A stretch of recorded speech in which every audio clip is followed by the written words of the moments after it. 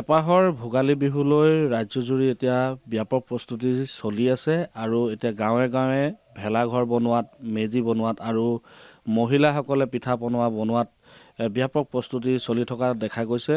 সমান্তৰালভাৱে দুগ্ধ ব্যৱসায়ীসকলেও যি বিহুত ব্যৱহাৰ হ'বলগীয়া জা জলপানত দৈ, সেই দৈ প্ৰস্তুত কৰাত সম্পূৰ্ণ ব্যস্ত দেখা গৈছে। মই বৰ্তমান উপস্থিত আছোঁ নুমলীগড় কাষৰীয়া মৰঙী মৌজাৰ কেন্দুগুৰি মিঠাম চাপৰি গাঁৱত। মই এটা বাসগৃহ পৰিয়ালৰ বাসগৃহত মই উপস্থিত আছোঁ। মোৰ সহযোগীয়ে দেখুৱাব বিহুৰ বাবে আচলতে তেওঁ প্ৰস্তুত কৰি উলিয়াইছে দৈ।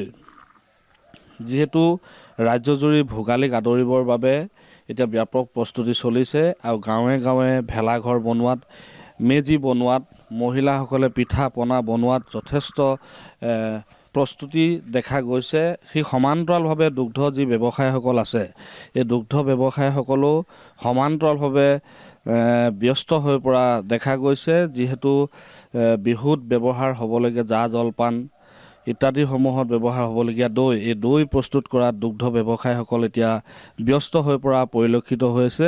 আৰু মই এই পৰিৱেশ দেখুৱাই আছোঁ নুমলীগড় কাষৰীয়া মৰঙী মৌজাৰ মিঠাম চাপৰি এটা পৰিয়ালৰ বাসগৃহৰ পৰা মই দেখুৱাই আছোঁ। যিহেতু ক'ব লাগিব দীৰ্ঘদিন ধৰি তেওঁলোকে দুগ্ধ ব্যৱসায়ৰ সৈতে জড়িত হৈ আছে। আমি সেই ব্যৱসায়ীজন আছে, আমি তেখেতৰ সৈতে কথা পাতিব বিচাৰিম। দাদা, আপোনাৰ নামটো? হয়, নমস্কাৰ। মোৰ নাম শ্ৰী প্ৰদীপ চেত্ৰী, মোৰ ঘৰ মিঠাম চাপৰিত। মই এই দুগ্ধ ব্যৱসায়টো 2024 চনৰ মাৰ্চ মাহৰ পৰা আৰম্ভ কৰিলোঁ। যিহেতু আমাক পূৰবী ডায়েৰীয়ে ইতিমধ্যে যোগাযোগ কৰি তেওঁলোকে 2024 চনৰ মাৰ্চ মাহৰ পৰা গাখীৰ নিয়া আৰম্ভ কৰিলে। ৰাতিপুৱা গধূলি 2 বেলা গাখীৰ লৈ যায়। আৰু এইবাৰ মই প্ৰথম ভাবিছোঁ যে গাখীৰ দিয়াৰ উপৰিও এই আমাৰ যিটো অসমীয়াৰ ভোগালী হেপাহৰ বিহু, মাঘ বিহুত যিহেতু দৈৰ আৱশ্যক হয় আৰু ঠাণ্ডাত দৈ খাবলৈ বৰ ভাল, গতিকে সেই সূত্ৰে লৈ মই আজি 100 লিটাৰ ওপৰত টেকেলি ভৰাই আছোঁ। আৰু ওচৰ চুবুৰীয়া মানুহেও আহি পেলাই মোৰ ঘৰত দৈৰ অৰ্ডাৰ দিয়ে আৰু নিজে আহি ঘৰলৈ লৈ যায় দৈ। আপুনি এইবাৰ বিহুৰ বাবে কিমান মান দৈ প্ৰস্তুত কৰিছে? 100 লিটাৰ ওপৰত দৈ প্ৰস্তুত কৰি থৈছোঁ, টেকেলি ভৰাই থৈছোঁ। আপোনালোকে সচক্ষে চাব পাৰে।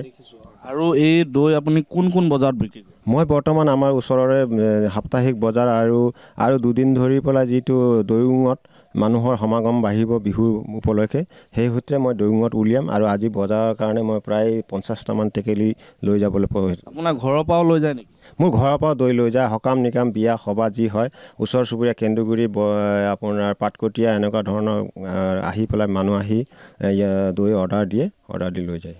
আমি এটা কথা সুধিব বিচাৰোঁ, আপোনাৰ দুগ্ধ ব্যৱসায়ৰ সৈতে আপুনি জড়িত হৈ আছে। যিহেতু বহু সময়ত শুনিবলৈ পাওঁ গাখীৰত কিবা মিশ্ৰণ কৰে, কিবা কৰে বুলি, তো আপুনি কি ক'ব বিচাৰে? গাখীৰত মিশ্ৰণ মানে কি, এইটো যিটো দুগ্ধ ব্যৱসায়, এইটো পূৰবীয়ে যিটো মেচিন দিছে, ইয়াত গাখীৰ অকণমান মেচিন চাব পাৰিম, দেখুৱাই দিব পাৰিম।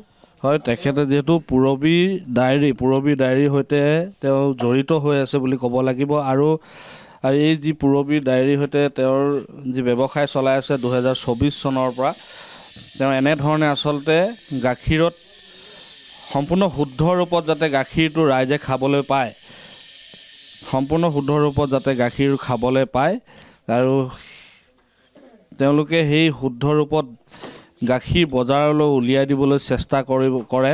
আৰু এনেধৰণে মেচিন আছে, এই মেচিনত আচলতে গাখীৰসমূহ টেষ্ট কৰা হয়। টেষ্ট কৰি পেলাই গাখীৰটো শুদ্ধ ৰূপত বজাৰলৈ উলিয়াই দিবলৈ চেষ্টা কৰে। দাদা, আপোনাৰ ওচৰলৈ আহিছোঁ আমি। এই মেচিনটোৱে কি কৰে? এই মেচিনটোৱে দাদা প্ৰথমতে আপুনি এই বস্তুটোকে ফেটি লয়। ফেটি লোৱাৰ পিছত ইয়াত লগাই দিয়া হয়। ইয়াত লগাই দিলে আপোনাৰ কি হয়, গাখীৰত যিটো চানা আৰু চৰ্বি থাকে, দুটা বস্তু থাকে, সেই বস্তু কিমান পৰিমাণৰ থাকে সেই পৰিমাণ লৈ পেলাই আমাক পূৰবীয়ে প্ৰতি লিটাৰৰ মূল্য নিৰ্ধাৰণ কৰে। সেই সূত্ৰে মানে গাখীৰত কিমান পানী থাকে, কিমান পাৰ্চেণ্টেজ পানী থাকে, ইয়াত এতিয়া দেখুৱাই আছে আমাৰ যিহেতু এতিয়া জাৰ্চি গৰু পুহিছোঁ, গতিকে এইটো কেই নম্বৰ কোডৰ হয়, 5 নম্বৰ, এইটো লোকেল গৰু হয়। ইয়াত 19% পানী দেখুৱাইছে, ইয়াত মানে অকণমান হ'লেও পানী মিশ্ৰণ কৰিছে। আৰু ইয়াৰ পিছতে মই জাৰ্চি গৰুৰ এটা দেখুৱাই দিব পাৰিম আপোনাক, মিশ্ৰণ কিমান হেৰি থাকে চাব। আমি দেখুৱাই আছোঁ ডান নিউজ প্লাছৰ দৰ্শকক এনেধৰণে আচলতে শুদ্ধ ৰূপত গাখীৰ বজাৰলৈ উলিয়াই দিবৰ বাবে এওঁলোকে এনেধৰণে মেচিন ব্যৱহাৰ কৰে আৰু মেচিনৰ যোগেদি শুদ্ধ ৰূপত গাখীৰ বজাৰলৈ উলিয়াই দিয়ে।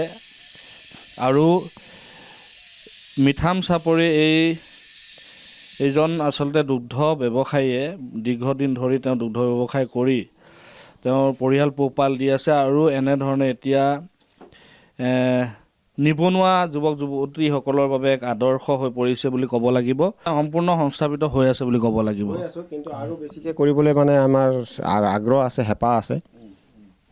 হয়, এনেধৰণে আমি এতিয়া পৰিৱেশ দেখুৱাইছোঁ মিঠাম চাপৰি গাঁৱৰ পৰা। ক'ব লাগিব যে এই প্ৰদীপ চেত্ৰীয়ে দুগ্ধ ব্যৱসায়ৰ সৈতে দীৰ্ঘদিন ধৰি জড়িত হৈ আছে আৰু এই পূৰবীৰ যি ডায়েৰী ফাৰ্ম, পূৰবী ডায়েৰী ফাৰ্মৰ সৈতেও তেওঁ জড়িত হৈ এনেধৰণে মেচিন ব্যৱহাৰ কৰি, তেওঁলোকৰ সহায়ত মেচিন ব্যৱহাৰ কৰি বজাৰলৈ যাতে শুদ্ধ গাখীৰ উলিয়াই দিব পাৰে, তেওঁলোকে সেই চেষ্টা অব্যাহত ৰাখিছে। আৰু এই দুগ্ধ ব্যৱসায়ৰ যোগেদি তেওঁ আচলতে সংস্থাপিত হৈ আছে। লগতে তেওঁলোকৰ এখন ছ'চাইটিও আছে বুলি কৈছে। ছ'চাইটিত থকা প্ৰতিজন সদস্যই তেওঁলোকে সংস্থাপিত হৈ আছে। আৰু এই দুগ্ধ ব্যৱসায়ীজনে প্ৰদীপ চেত্ৰীয়ে, মিঠাম চাপৰি প্ৰদীপ চেত্ৰীয়ে এবাৰ ভোগালী বিহুৰ বাবেও যথেষ্ট পৰিমাণে ৰাইজৰ বিহুত ব্যৱহাৰ হ'বলগীয়া দৈও প্ৰস্তুত কৰা দেখা গৈছে। যিকোনো খবৰৰ বাবে যোগাযোগ কৰক আমাৰ এই নম্বৰত 9181 307 221।